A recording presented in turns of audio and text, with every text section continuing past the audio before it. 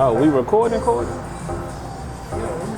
Okay, I didn't know if that was like, I'm ready, getting my attention. That kind of helps me sync up the camera. Oh, okay. Okay. Well, since we're recording,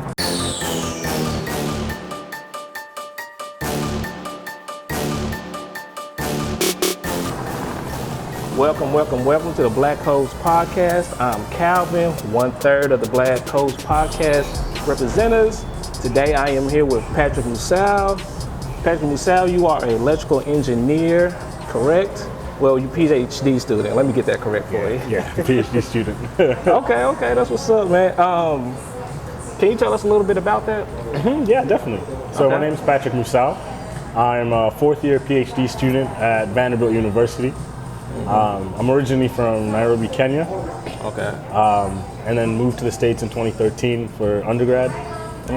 Finished my undergrad at Furman University in South Carolina, and then moved up to Nashville in 2017. Okay. And right now I'm doing my PhD in electrical engineering here at Vanderbilt under Dr. Taylor Johnson. So. Okay, that's what's up. Now I remember we did a Black Coast member spotlight one time in our newsletter, and we did you. And I asked you, where you're from, and you told me Kenya, but you said you're not, you're a native of Kenya, but you're not, you don't really do the culture of Kenya, or maybe you do all of East Africa? So when it comes to home, that's kind of a fuzzy concept for me, because I was originally born in Ethiopia. My mom worked for the African Union there. So a big chunk of my childhood was actually spent there, so the first 7 years. And then we moved to Rwanda because my mom got a job at the United Nations International Criminal Tribunal for Rwanda. So we lived in Rwanda for 2 years, and then she got transferred to another division in Tanzania 2 years later, so I moved there. But while I was living in Tanzania, I was actually going to school in Kenya. So there was just a whole bunch of moving growing up. So I guess all of those cultures I really identify with, and they've been instrumental in the way I've been brought up. So. Okay, do you encompass that all the time, like all those cultures when you're out and about, or when you let's say you somebody comes to your house, would you cook them a Tanzanian dish or a Rwanda dish? So it's interesting. I think the one I identify with most is Kenyan, because that's just what I grew up around. Okay. And even when you live in another country, that's kind of what your parents still hold on to. But yeah, definitely, I still enjoy Ethiopian food. It's my favorite food, so whenever I get the chance, I usually go up there. One of my spots here in Nashville is Gojo. I really like that Ethiopian restaurant. I think I've been there a couple of times. So you know how to make injera and everything? So you need machinery for that. I don't have the equipment, but one day I hope to learn. But yeah, I guess you don't really know how the different cultures affect you, but I bet that there's aspects of each one. Right. Okay, cool. So I really want to ask you, because when I first met you, when I first reached out to you, because when I was, creating the Black Codes, I was reaching out to a lot of people to see if they wanted to join. I noticed you was you're really into autonomy and just using drones and remote cars, just to learn how autonomy works, correct? So how did you get into that? So it's interesting. So when I first got to Vanderbilt, I applied to Vanderbilt thinking that I was going to do control. So the idea was that you'd use math to control some physical system. But when I got to Vanderbilt, my professor actually had a computer science focus. And when I first entered his lab, he had 40 plus drones just sitting there. And I was like, okay, this is interesting. So about a year into my PhD, this program called the F-110 came to our attention. I think it had already happened a year before. But what the F-110 platform is it's an international autonomous racing competition for remote controlled cars. So we saw the build manual online. I remember shooting my professor an email, and I was like, this is something we're interested in. Is this possibly something that we could do? And I remember once we built that car and we followed their tutorials and we finally got it to drive itself, it was one of the coolest moments ever. And after that, I was hooked. So I was like, can I take the things that we learned in building this remote controlled car to autonomously navigate a track and apply those things to drones and other applications? Oh. So that's kind of how I got into that. But before coming to grad school, it wasn't even on my radar. So. Okay. Did you win? We didn't win that year. Okay. But we came close. I remember our first competition. I think we came in 6th, but our car never crashed. So I think we won in that case.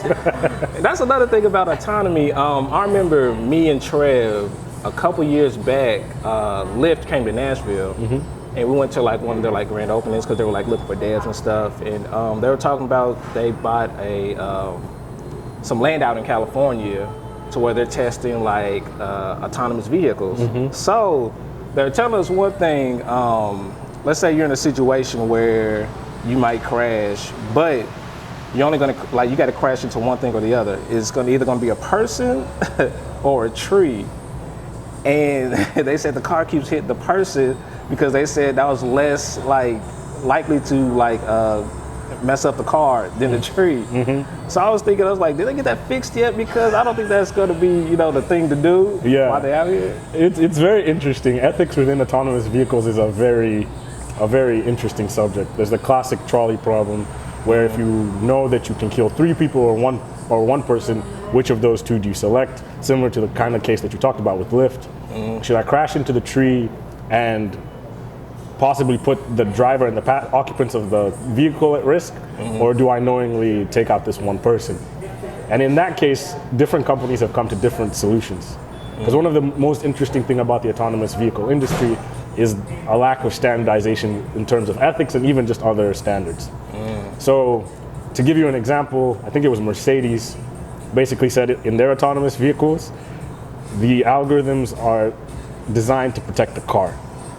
Don't quote me on Mercedes, and if I got that wrong, I apologize. Yeah, but please say that on the podcast. But each company has come to different decisions. So whether you protect your vehicle or you come up with some other way to decide. But it's a very interesting problem.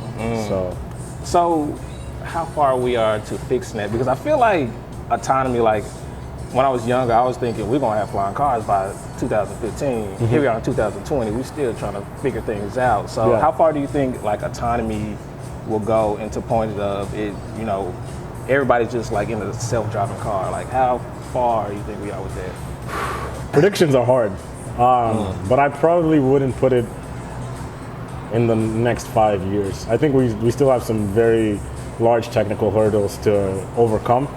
So I think in the dreams of autonomous vehicles, we had promises that we'd have our first autonomous vehicle by 2020. Here we are, it's not here. And that doesn't speak to the to companies not being able to solve the thing, but it just also speaks to the complexity of the problem.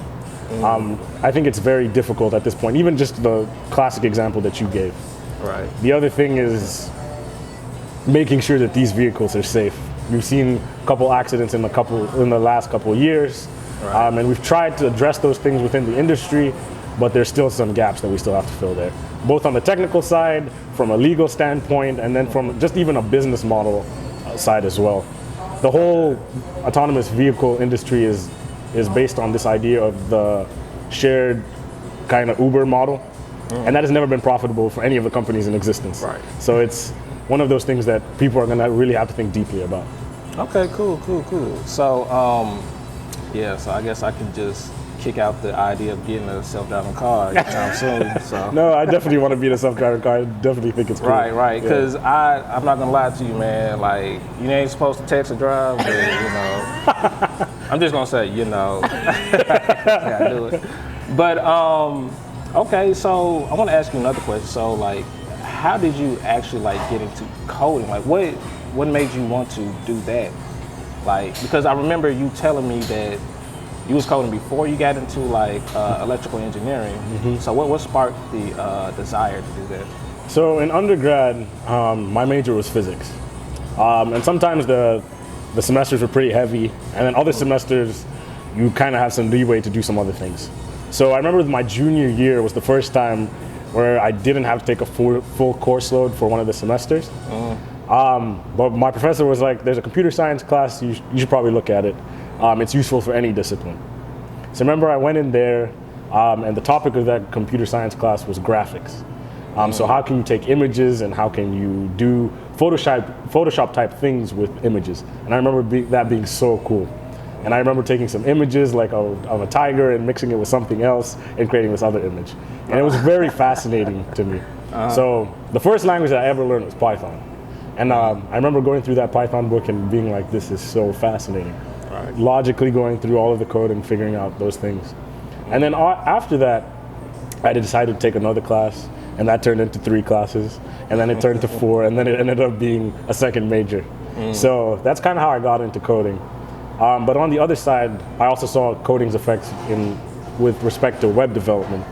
And I remember one of my research experiences over the summer was for me to build a self-monitoring website so that people could log their meal data in terms of the USDA and the FDA's guidelines. And that was really cool as well. And I remember going through that and being like, okay, there's some really beautiful websites out there, and mine is a very simple, basic one, but I knew one day I was like, I want to get to the level where I can make these beautiful ones that I see on the website. So it was very interesting. And then after that, when I got to grad school, I just realized that I really did enjoy coding, and I've been doing it ever since. So, So you went from physics to electrical engineering to get into coding. Yeah. Man, you a genius, huh? No, it's a roundabout, like, I'd say if there's one thing that describes my life story, it's just I've never known what I wanted to do. So it's just been a large experiment. I'm treating life like one big experiment where I'm like, okay, I'm gonna try this, and if I like it, I'll continue doing that. And that's kind of how I even approached my education. When I first got into Furman, I was 100% sure that I wanted to do political science. Oh, really? And political science and economics. I took one class of each of those and I was like, this is not for me. Oh, really? So I walked away. And then I got to physics and I really just enjoyed the professors who were there. And ended up majoring it because my professor was like, you should major in physics. And I literally looked him in the eye and I was like, why not? So you was just up for the task? Yeah, just up for it. hey, you a better man than me. 'Cause if he told me. So, a little more things I want to talk about. I want to get back to autonomy, but we can go. Let's go. So, okay, so when you joined the Black Codes, when I invited you in there, like, what was your expectations? Like, were you expecting to see that many black engineers in one setting? So yeah, when I remember you messaged me in another Slack. I think it was Black in Tech.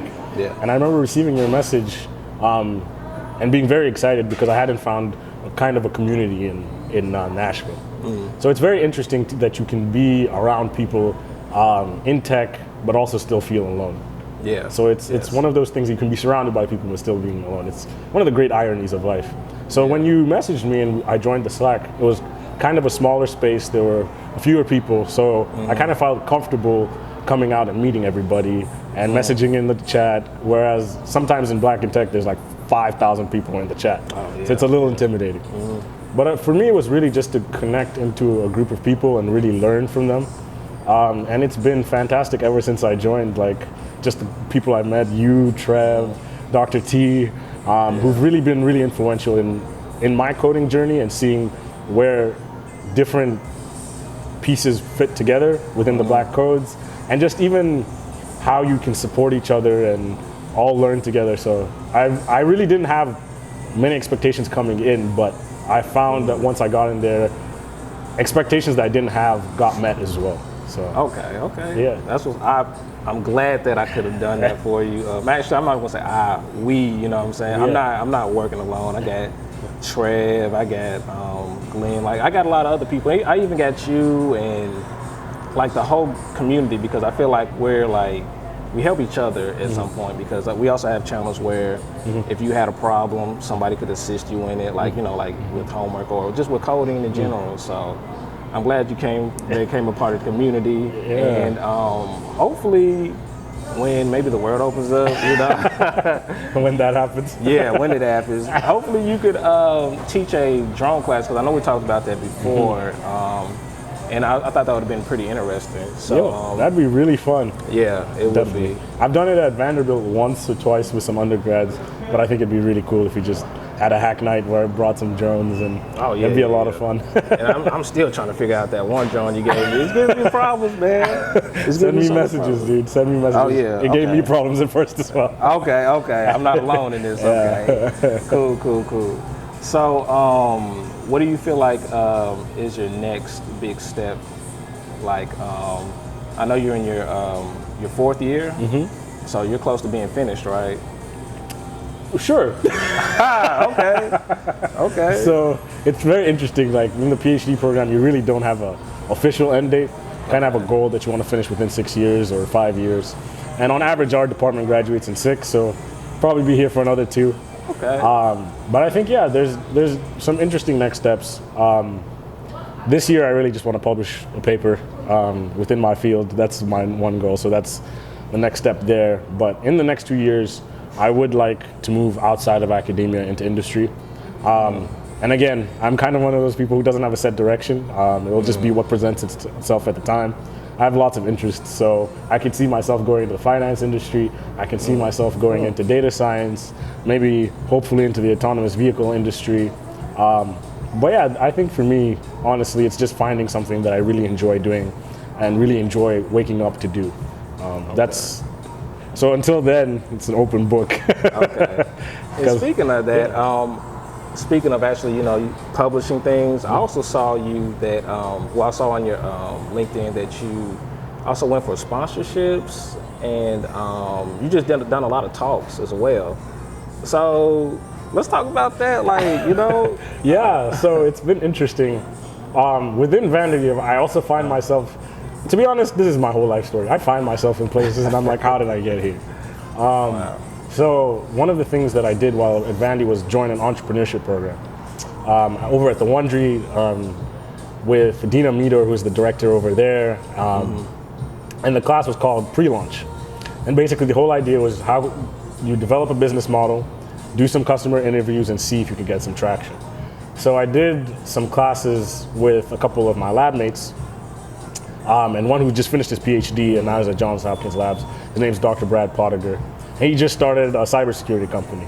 Oh, wow. So we've been pitching at different things, pitching at Vanderbilt, just various student competitions. And through that, we just met a lot of really cool people. So one of the side effects of just even coming up with with startup ideas was just meeting new people. And from then, it was just, hey, you guys have exposure to these fields, can you come and give a talk? And usually I'm like, okay. And then we end up doing talks, and it's really cool. Right. So. That's cool. It seems like you say, how did I get here? But you like, how did I get here in the best situations? Yes. You do a sponsorship. Oh, hey, you know about this. Come talk about this. So you get a lot of exposure around the city, it seems. Honestly, that's mostly a testament to the people around me. Even this is a testament to you guys as well. Just knowing really quality people who like to help each other and like to give each other exposure. It's been one of the cool things. One of the things that we did this summer is we actually pitched at 3686 for my friend's company, and we won the student competition. So so from that there was a lot of media attention and stuff, but it was a really cool opportunity. So that's dope. That's dope, man. I really appreciate you coming out here, man. Dude, and, I really talking appreciate to me. being here. Also, shout out to Tacos with a Twist for allowing us to use their establishment. You guys should come out here and get some drinks, Sangrias. Food. Yeah, the sangrias are popping. I down these all the time when I come. Yes. So, yeah. Thank you guys. Subscribe and like. So what happened? Subscribe and like. Oh yeah. Subscribe and like. I keep forgetting about that part. Next time we'll have a list of things.